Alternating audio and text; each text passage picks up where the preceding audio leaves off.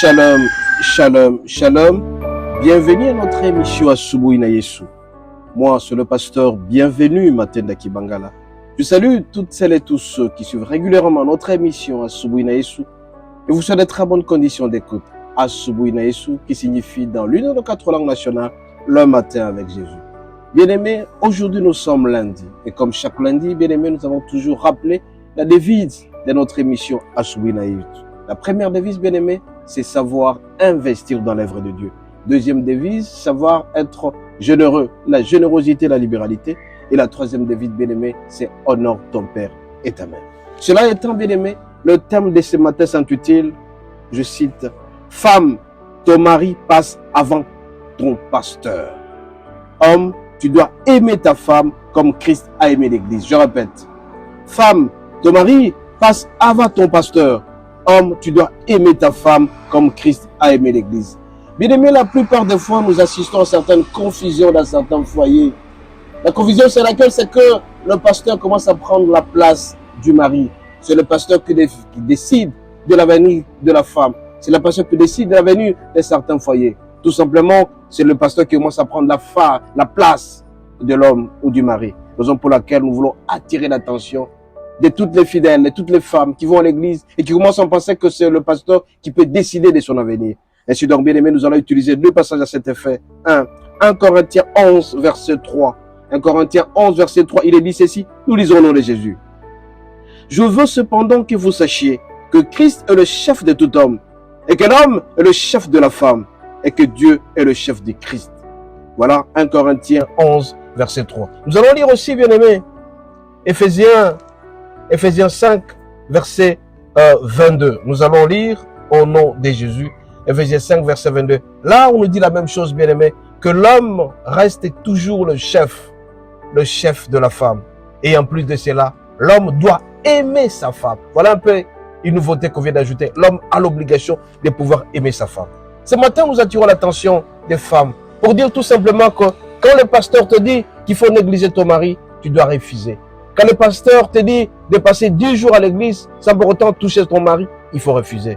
Combien de fois, bien aimés, nous voyons les couples sont brisés parce que tout simplement, la femme a jeûné pendant 10 jours, a privé son mari de tout. Tu dois éviter, ma bien-aimée, que ton mari puisse être fâché contre toi, que ton mari commence à rester 10 jours sans manger parce que tout simplement, c'est le pasteur qui t'a dit de pouvoir jeûner. Ou à un certain moment, le pasteur te demande de ne pas toucher ton mari. Et pourtant, c'est l'homme qui t'a épousé. Et pourtant, c'est l'homme qui a donné son argent pour t'épouser. On ne refuse pas qu'il faut suivre ce que dit le pasteur. Mais vous devez faire attention, bien aimés, pour éviter de briser votre foyer. Beaucoup de femmes se laissent aller. Elles se laissent aller par le pasteur. Arrivé à un certain moment, il y a de couac au niveau de la famille. Parce que tout simplement, l'homme n'est pas satisfait. Et ça donne l'occasion à l'homme d'être infidèle. Il commence à toucher par-ci, par-là. Parce que tout simplement, la femme l'a privé de tout. Ce matin, bien aimé, je viens vous dire, vous particulièrement femme, vous devez faire attention à votre manière de vous comporter. On ne vous demande pas de ne pas aller à l'église, mais tout simplement faire attention. Chaque chose à sa place. L'homme reste le mari. On n'a jamais dit que c'est le pasteur qui est le patron de la femme. C'est le mari qui reste le chef de famille. Tout ce qu'il décide, il faut exécuter. Combien de fois certaines femmes se sont laissées embrasser par les pasteurs? Combien de femmes se sont laissées voler par leur argent par les pasteurs? Parce que tout simplement, on a vu une vision. On ne dit pas qu'il faut refuser de voir les visions, mais il faut faire le discernement. Le discernement est très important. Femme, tu dois éviter cela. C'est ton mari qui passe avant toute chose. Nous allons du côté de mari. Homme, vous êtes obligé à montrer l'amour à votre femme. Tant de fois, les femmes prennent du recul par rapport à leur mari parce que tout simplement, cette affection n'existe plus. Les gens du monde disent, l'amour n'existe pas, c'était de preuve d'amour.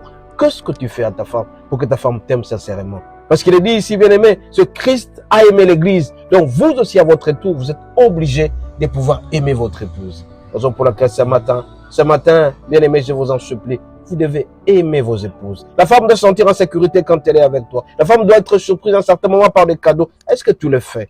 Si tu ne le fais pas, essaie de le faire ne fût-ce qu'une seule fois la semaine. Ta femme sera très heureuse. Ce matin, bien aimé, je viens auprès de vous tout simplement vous rappeler. Je rappelle à la femme que c'est son mari qui reste son patron. Le pasteur ne peut jamais être ton patron. Et je rappelle au mari, il doit aimer sa femme. Aimer avec des cadeaux. Aimer en mettant la paix. Quand on voit le mari, on ne peut pas voir un lion qui arrive, mais tout simplement quelqu'un qui donne la joie à sa femme. ce matin, je te rappelle parce qu'on commence la semaine. Cette semaine pour vous, c'est une semaine de bénédiction. Que Dieu vous aide à aller de l'avant pour vous. Vous devez être ensemble. Quand deux s'accordent, c'est la bénédiction qui est là.